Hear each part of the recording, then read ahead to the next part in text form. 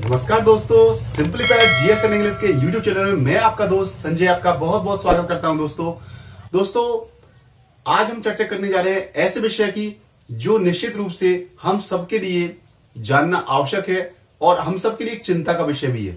दोस्तों, बढ़ती आबादी, घटते वन, कैसे होगा हमारा जीवन, कुछ ऐसे ही बातों को हम आज चर्चा का विषय बना रहे हैं कि दोस्तों आज की स्थिति में मनुष्य ने अपने स्वार्थों के लिए प्राकृतिक संसाधनों का दुरुपयोग किया है। प्रकृति ने हमको बहुत सारे संसाधन दिए, बहुत सारी सुविधाएं दी।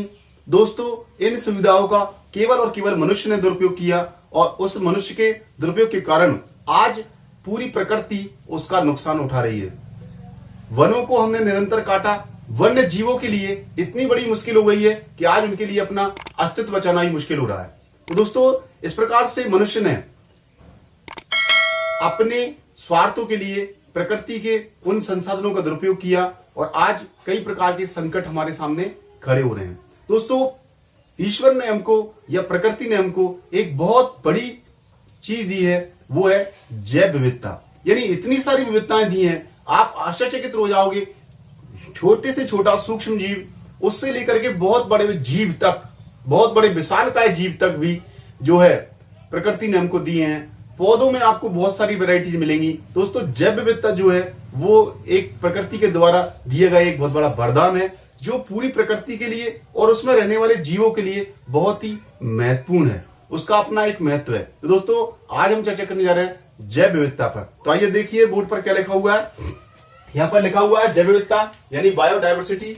यहाँ पर देखिए लिखा हुआ है पृथ्वी पर पाई जाने वाली सजीव जीवों की सभी किस्में जैव विविधता कहलाती हैं। यानी जितने भी जीव पाए जाते हैं, जितने भी सारे दुनिया में जितने भी जीव पादप जो है वो जितने भी पाए जाते हैं वो सब जैव विविधता में सम्मिलित होते हैं।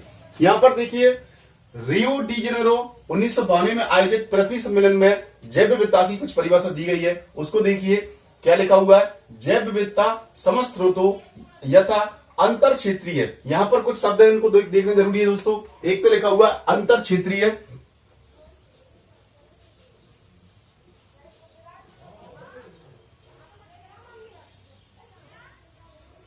स्थलीय,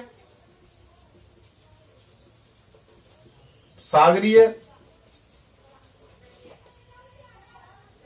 अन्य, जलीय,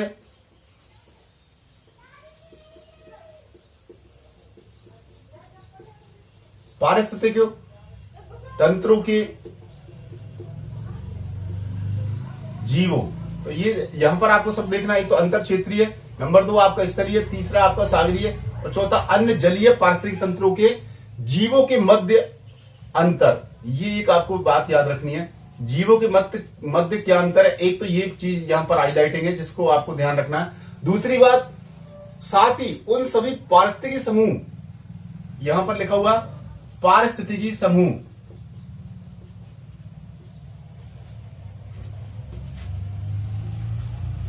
ये अगला वर्ड है दोस्तों।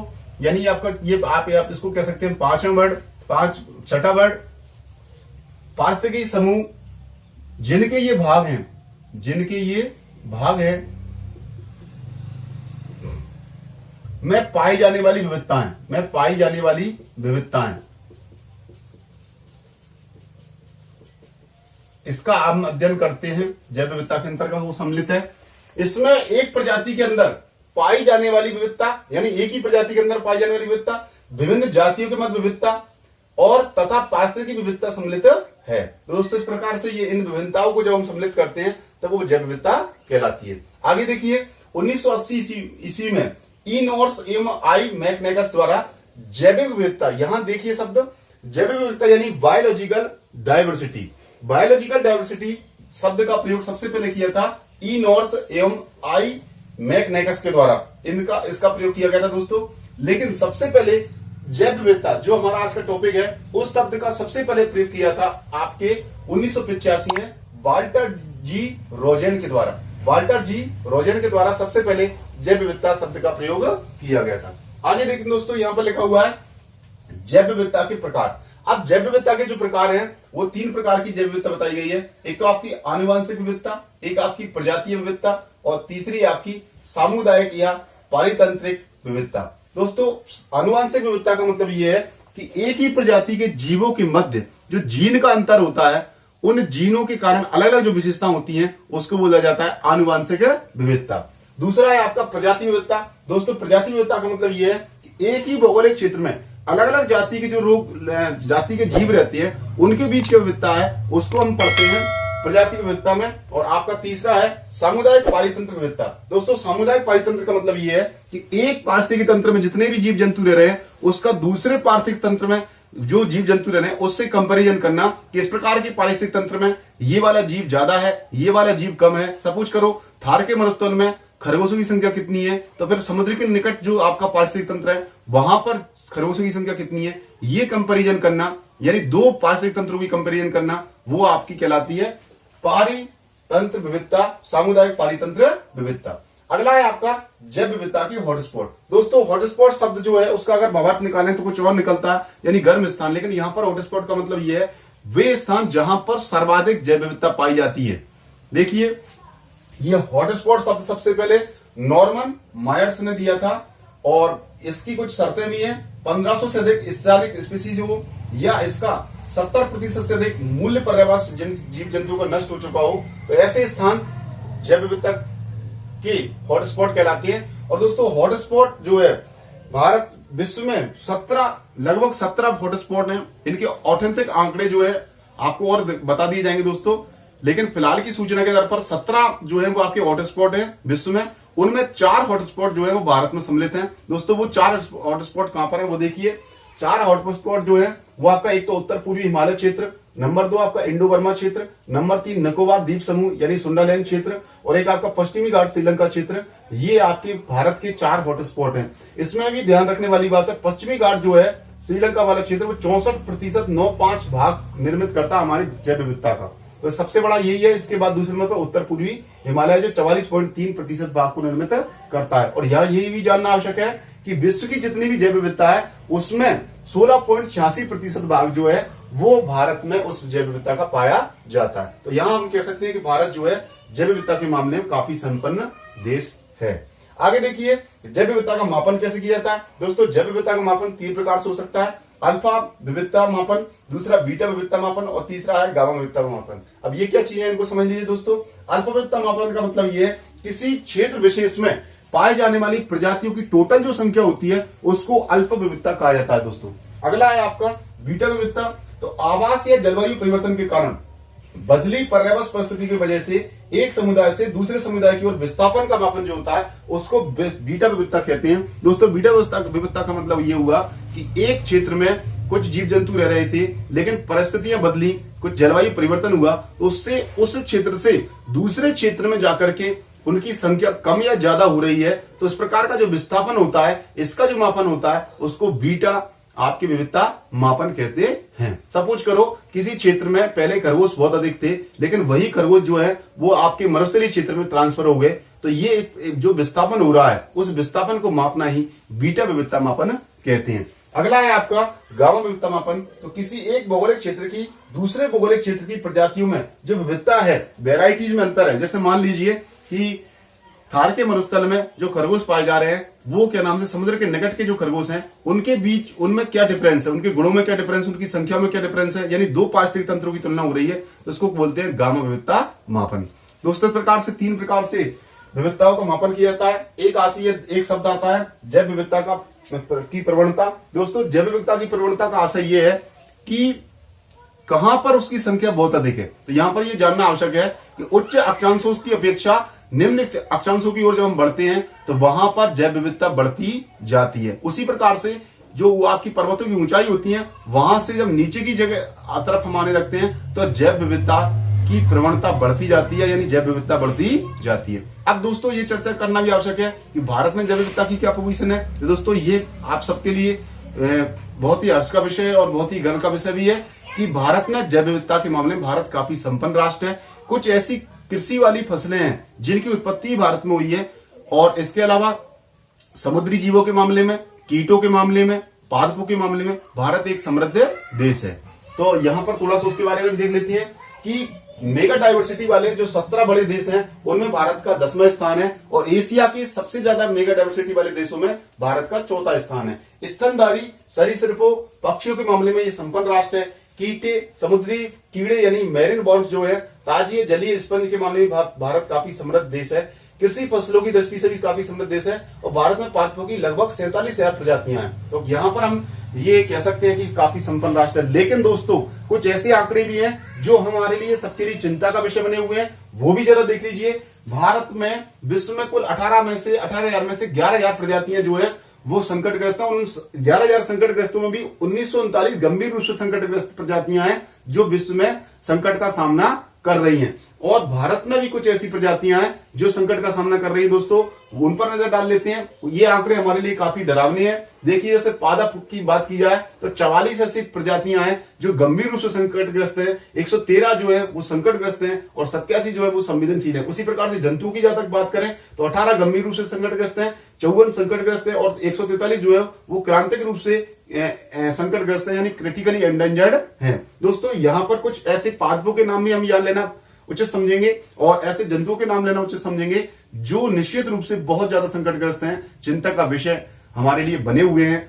देखिए गंभीर रूप से संकटग्रस्त पादपों की बात करें तो बेरबेरिस नीलगिरियंसिस जो है वो गंभीर रूप से संकटग्रस्त पादप है और जंतु की बात करें तो सस साल्वेनियस यानी पिग्मी हॉक जो है वो गंभीर रूप से संकटग्रस्त है। इसी प्रकार से संकटापन यानी जिनके पास संकट आ चुका है तो उसमें देखिए वेंट्रिका निकोराइका ये पादप जो है वो संकटग्रस्त हो चुका है। इसी प्रकार से एल्यूरस फुलगेंस ये जो जीव है जिसको लाल पांडा कहा जाता है दोस्तों, ये संकटग्रस्त है। इसी प्रकार से सुबोध्य यानी वर्नेबल जिन पर संकट आ चुका है तो उसमें क्यूप्रेसस कैसमेरियन जो पादप है वो काफी संकट के नजदीक है और एंटीलोप सर्विकापरा यानी जिसको ब्लैक बक भी कहते हैं दोस्तों, ये वर्नेबल है यानी अब ये संकट इस पर आ चुका है। तो इस प्रकार से ये जो पादप और जो जीव जंतु हैं वो संकटग्रस्त हो चुके हैं दोस्तों।